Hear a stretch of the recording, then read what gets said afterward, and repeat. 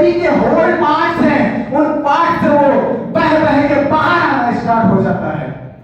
سوچئے آپ کو اگر اللہ ایسی عذاب دے، اس سے کم عذاب بتاتا ہوں میں آپ کو۔ جب انسان مرتا ہے اس کی روح قبض ہوتی ہے۔ انسان نارملی مرتا ہے، جب انسان مرتا ہے نا، حدیث میں آتا ہے کہ اگر ایک نیک انسان مرتا ہے، ایک نیک انسان کی روح قبض کی جاتی ہے، ایک نیک انسان اس دنیا سے جاتا ہے، تو اس کی روح کو اللہ کے فرشتے اتنی آسانی سے قبض کرتے ہیں جیسا ایک معصوم بچہ، ایک بہت چھوٹا سا بچہ اپنی ماں کی گود میں، اپنی ماں کے ہاتھوں میں دودھ پیتے پیتے آرام سے سو جاتا ہے۔ کیا بھی اس کو معلوم ہوتا نہیں، کیا بھی دنیا کا ٹینشن نہیں، کچھ بھی نہیں، ایک دم آرام سے سو جاتا نہیں۔ ویسا اللہ کے فرشتے ایک نیک انسان ہے، اس کی روح کو قبض کرتا ہے تو اس کو کیا تو معلوم پڑتا نہیں، ایسا معلوم پڑتا ہے میں آرام سے سو رہا ہوں اور میری روح چل گئی۔ وہ اس دنیا سے اس دنیا میں ایک 12 گھنٹے یا 24 گھنٹے کے لیے سوتا ہے، پھر دوسری دنیا میں جا کے وہ اڑ جاتا ہے۔ اس کے لیے کوئی پریشانی نہیں، کوئی پرابلم نہیں، کوئی کچھ بھی نہیں۔ لیکن اس کے اگینسٹ اگر ایک انسان گناہ کرتا ہے، ایک انسان غلطی کرتا ہے، ایک انسان مسٹیک کرتا ہے، تو جب اللہ کے رسول فرماتے ہیں اس انسان کی روح قبض کی جاتی ہے، اس انسان کے جسم سے اس کی روح، اس کی سول کو نکالی جاتی ہے، تو کہتے ہیں کہ اس انسان کی روح کو اس طرح نکالی جاتی ہے کہ جیسے مانو ایک کاٹن کپڑے کو، ایک نارمل معمول سی کپڑے کو بہت سارے کیل سے نہیں، کانٹے ہیں نہیں، کانٹے پہ ایسا رکھ کے ایسا جب اس کو اپوزٹ کھینچتے نہیں، کیسا ایک ایک دھاگا باہر کو آ جاتا، ایک ایک سوتا باہر کو آ جاتا، ایک ایک تارا باہر کو آ جاتا، ویسا اس انسان کو تکلیف محسوس ہوتا ہے۔ لیکن اس ٹائم وہ آپ بول سکتا نہیں، اس کی زبان اللہ چھین لیتا ہے، وہ انسان ابھی اس کو کچھ بیان کر سکتا نہیں۔ کہتے ہیں کہ اگر کوئی انسان اس بات کو بیان کر سکتا کہ اللہ کی عذاب کس طرح ہوتی ہے تو کوئی انسان گناہ نہیں کرتا۔ ایک سٹوری بولتا ہوں میں آپ کو۔ ایک زمانے میں لوگوں کو کبھی کبھی اللہ تعالیٰ ریئلائز کرنے کے لیے کہ لوگ اس بات کو ریئلائز کریں کہ مطلب ہم لوگ گناہ کرتے ہیں تو اللہ تعالیٰ اس کا عذاب بھی دیتا ہے، اس کو ریئلائز کرنے کے لیے ایک زمانے میں یہ ایک میگزین میں آیا تھا۔ میگزین مطلب ایوری منتھ جو ہوتا ہے نا اس کا یہ آتا ہے، آپ بھی میگزین جانتے ہوں گے، اس کو روزنامہ بولتے ہیں، تو اسلامک میگزینس اردو میں یہ ہوتے ہیں۔ تو موسٹلی ہم لوگ پاکستان کے میگزینس کو پریفر کرتے ہیں بیکاز انڈیا میں بہت کم ایسے میگزینس بنتے ہیں۔ تو پاکستان کی ایک میگزین میں نے یہ پڑھا تھا کہ ایک عورت تھی، وہ مر گئی، مرنے کے بعد اس کو کفن دلا کو مٹی دے ڈالے۔ تو پہلے کیا ہوتا تھا، لوگ ایسا گیس سسٹم نہیں ہوتا تھا، لوگ لکڑی سے کھانا بناتے تھے، ابھی بھی غریب لوگ لکڑی سے کھانا بناتے ہیں۔ تو پہلے جو مالدار لوگ ہوتا تھا وہ خود لکڑی لانے نہیں جاتے تھے، وہ کوئی آدمی جاتا تھا، وہ جا کو لکڑی کاٹ کو لاتا تھا، کون تو مالدار انسان ہے، ریچسٹ پرسن ہے تو اس کا بیچ دیتا تھا، اس سے اس کو روزی روٹی ہوتی تھی، وہ بھی ایک روزی روٹی کا ذریعہ تھا۔ تو ایک انسان قبرستان کی اور لکڑی کاٹنے گیا تو اس کو آواز آتی ہے وہ قبر سے کہ میں زندہ ہوں، مجھے باہر نکالو، میں زندہ ہوں، مجھے باہر نکالو، میں زندہ ہوں، مجھے باہر نکالو، میں مرنا نہیں۔ وہ انسان کو لگا کوئی شیطان کا وسوسہ ہوگا یا پھر شیطان مجھے ڈرانا ہوگا کہ شیطان ایسا کرتا ہے، نہیں تو کون تو بھی لکڑی کے پیچھے چھپ کو میرا اوپوننٹ جس سے بڑا مجھے بول رہا ہے کہ میں نہ کام کروں، میں چل جاؤں، بول کو ڈرا رہا ہوتا، انہوں ریٹرن آ گیا وہ روز کو کام کرنا نہیں۔ دوسرے روز کو بھی گیا، بالکل بھی ویسی آواز آتی ہے۔ تیسرے روز کو وہ کنفرم کرنے واسطے گاؤں کے 2-4 آدمیوں کو لے کے گیا کہ دیکھیں گے وہ خبر ہے نہیں، اس سے آواز آتی ہے، اب کیا ہے کہ دیکھ کو معلوم کر لیں گے تھوڑا۔ تو گاؤں سے 2-4-10 آدمی گئے تو واقعی قبر سے آواز آتی رہی، تو انہوں کیا کرے، قبر سے مٹی کو ہٹائے بعد میں شارٹلی آپ کو بتاتا ہوں۔ تو قبر سے مٹی ہٹائی، تھوڑی مٹی رہی تو وہ اندر عورت ہے نہیں، انہیں بولی یہ مٹی ہٹائے ککڑ، مجھے پہلے کپڑے دے ڈالو، بعد میں آپ مٹی ہٹانا ہے تو ہٹا ڈالو، مجھے کیا ٹینشن ہے، کیا پرواہ نہیں، جی اچھا لو۔ تو کپڑے لا کو گاؤں سے انہوں کو دیے بعد ہمیں ابھی تھوڑی مٹی تھی، انہیں پش کرے تو باہر آ سکتی تھی، مٹی کو ایسا پش کرے تو باہر آ سکتی تھی۔ تو ان کو کپڑے دیے، انہوں کپڑے اندر پہن کو کیا کری، وہ مٹی کو انہوں پش کر کے خود اون سیلف ہر سیلف وہ یہ کر کو وہ باہر نکل کو توڑتے ہی گھر کو آ گئی۔ گھر کو اندر سے انہوں کنڈی ڈال دی، اندر سے دروازہ بند کر دی۔ ابھی ایک اور مر گئے، 2-3 दिन बाद उनको कब्र से उठा के लाए तो लोग देखने के लिए कितना एक्साइटेड होते, कितना लोग सोचते क्या हुआ होगा उसके साथ, क्या ये है क्या नहीं है, क्या उसका सिचुएशन है, कैसी कंडीशन है, क्या तो प्रॉब्लम हुआ नहीं हुआ। लोग बहुत सस्पेंशन में थे, सस्पेंस था, तो लोग क्या करें, नहीं सोचे कि हमें आपको देखना चाहते हैं, आप दरवाजा खोलो हमें आपको देखेंगे। नहीं होता नहीं, मुझे देखने का है तो मेरा भी कंडीशन है। ठीक है क्या कंडीशन है तो बोलो, हमें कहते हो। ठीक है कंडीशन ये है, पूरे आदमी आ सकते नहीं, 2-3 आदमी आना जो हिम्मत वाले हैं, जो अच्छे हैं, जिनको क्या तो प्रॉब्लम नहीं है, क्या तो उनको प्रॉब्लम फेस नहीं करा उन्हें, क्या तो उनको ये नहीं है हार्ट वार्ट का प्रॉब्लम नहीं है, वो आदमी आओ आपको मेरे को देखो, मैं परवाह नहीं। तो 2-3 आदमी है नहीं गांव से डिसाइड करो, जो स्ट्रॉन्गेस्ट पर्सन है वो अंदर को गए। अंदर जाने के बाद है नहीं उन्होंने क्या करती है, अपने चेहरे से है नहीं ऐसा करके पर्दा हटाती है। पर्दा हटाती है तो क्या देखते हैं गांव वाले, उनकी पेशानी है नहीं, उस पे अल्लाह के फरिश्तों ने बड़ी बड़ी मेखे मार दिया है, उसके मुंह को भी नोच लिया गया है, आंख निकाल को बाहर कर दिया गया है, नाक मुंह जितने भी बॉडी के उसके अच्छे पार्ट थे, अल्लाह के अजाब के फरिश्ते उसके हर अच्छे पार्ट्स को, उसके बॉडी के हर अच्छी चीज को अल्लाह के फरिश्तों ने निकाल के बाहर फेंक दिया है। वो औरत से वहां के लोग पूछते हैं, ऐ औरत आखिरकार तेरी हालत ये ऐसी कैसे हो गई, ऐसी हालत तेरे कैसी हुई?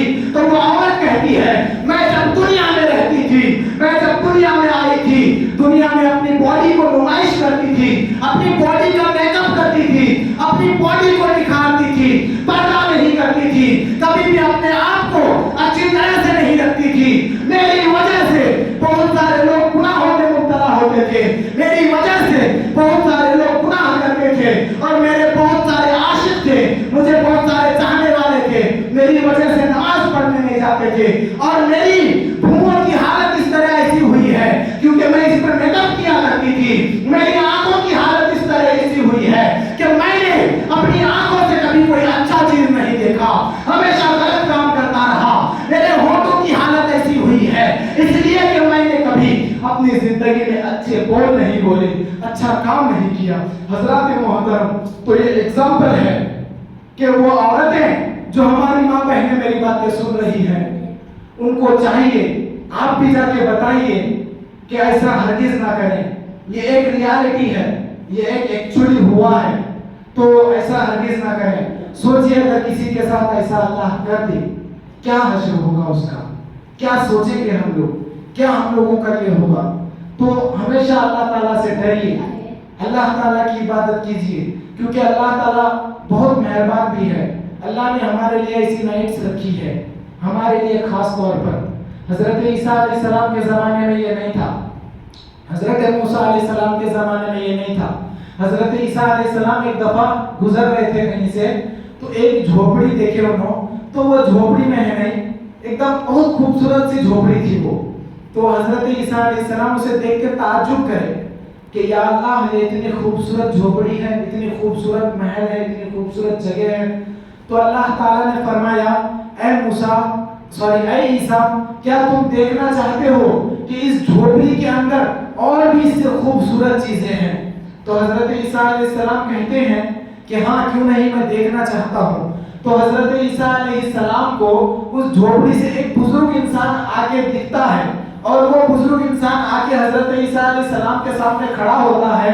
हजरत ईसा अलैहिस्सलाम पूछते हैं कि आप इस झोपड़ी में, इस घर में कितने दिनों से इबादत कर रहे हैं? तो वो बुजुर्ग आदमी, वो आदमी जवाब देता है, मैं 1500 साल से इस झोपड़ी के अंदर इबादत करता हूँ।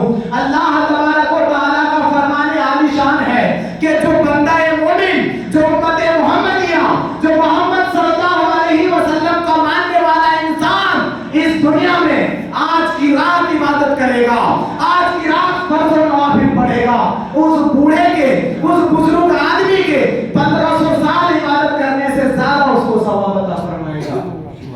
वो इंसान 1500 साल इबादत करा, आप एक रात अच्छा से इबादत कर लीजिए फजर तक, अच्छा से फर्ज और नवाफिल सलात तस्बीह जो भी है, जो भी आपसे बन पड़े आप पढ़िए, और ہر نماز میں آپ نیت کیجیے آپ کو جو بھی چاہیے.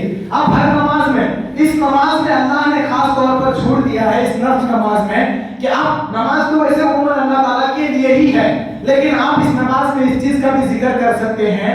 میں آپ کو یہ بتا دیتا ہوں, آپ جب نماز پڑھیں گے اللہ نے اس چیز کا بھی اس نماز میں یہ رکھا ہے کہ آپ کو 2 رکعت, مان لیجیے آپ نفل نماز کی نیت کر رہے ہیں, آپ کو کسی چیز کی ضرورت ہے یا پھر کوئی پرابلم کو آپ سالو کرنا ہے. فار ایگزامپل آپ چاہ رہے ہیں کہ یا اللہ مجھے یہ بزنس میں سکسیس کر دے, تو آپ اس چیز کا ذکر کر سکتے ہیں کہ آپ جیسے عموماً ہم لوگ اردو والے ہیں یا پھر ہندی والے ہیں, ہم لوگ عربک نیت جانتے نہیں, آپ لوگ تو نہیں جانتے ہوں گے, میں تو تھوڑا بہت خیر اللہ کے فضل و کرم سے. تو مطلب آپ لوگ جو اردو نیت کرتے ہیں وہ اس طرح بول سکتے ہیں کہ نیت کرتا ہوں میں واسطے اللہ تعالیٰ کے نفل 2 رکعت یا 4 رکعت جتنا بھی کریں, اس کے بعد جو آپ کو بولنا ہے کہ یا اللہ میری بزنس کو سکسیس کر دے, ہاں اس کے بعد اللہ اکبر کر کے نیت مان لیجیے. اس نماز میں آپ دعا کو بھی شامل حال کر سکتے ہیں, دعا کو بھی شامل کر سکتے ہیں اور دعا کو بھی شامل کر کے آپ نماز کو ادا کر سکتے ہیں. اس میں کوئی یہ نہیں, آپ جو بھی کرنا چاہیں. میں نے پہلے ہی بتایا کہ یہ آسمان کے اعتبار سے ہماری جو قسمت لکھی جاتی ہے نا, اس کا نام ہے لوح محفوظ. جو ہماری قسمت لکھی جاتی ہے, جس تختی پہ, جس بورڈ پہ, جس پلیٹ پہ, جس پیپر پہ ہماری قسمت لکھی جاتی ہے, اس چیز کا نام ہے لوح محفوظ.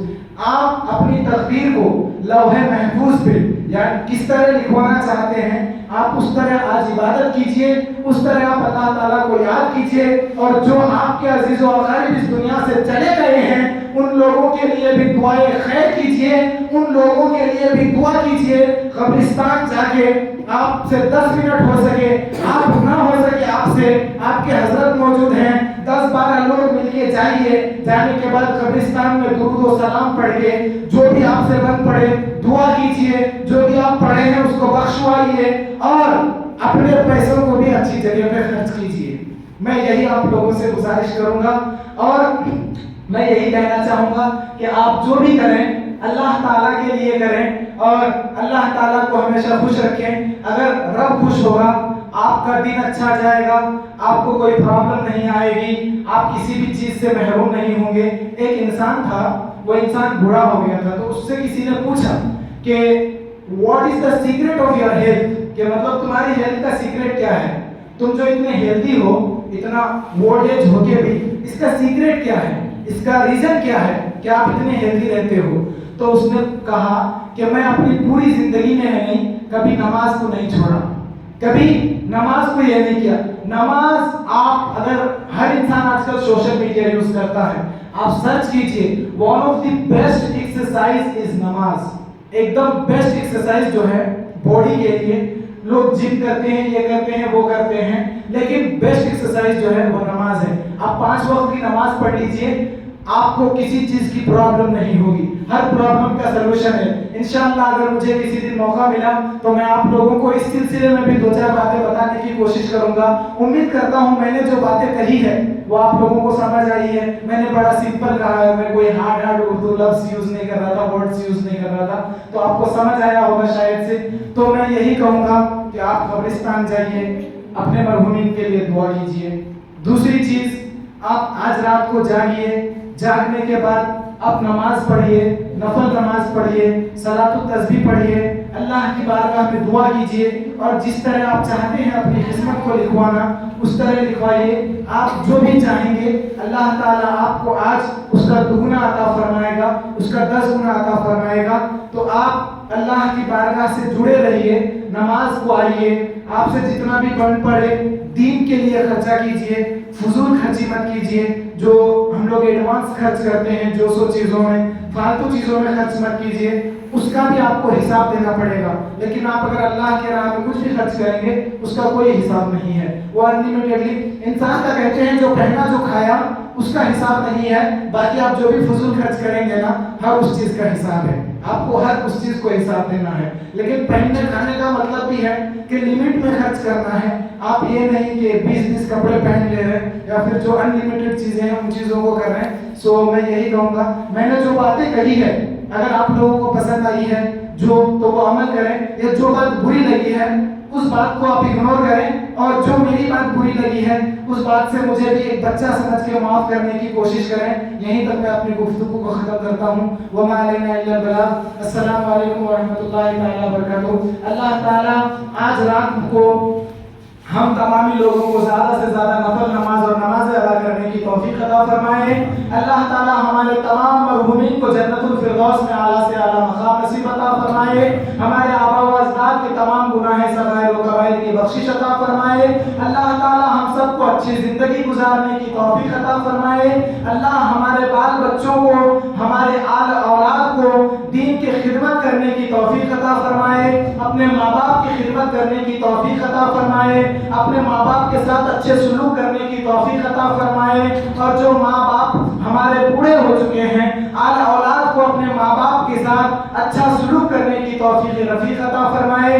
وآخر دعوانا ان الحمد للہ رب العالمین برحمتک یا ارحم الراحمین۔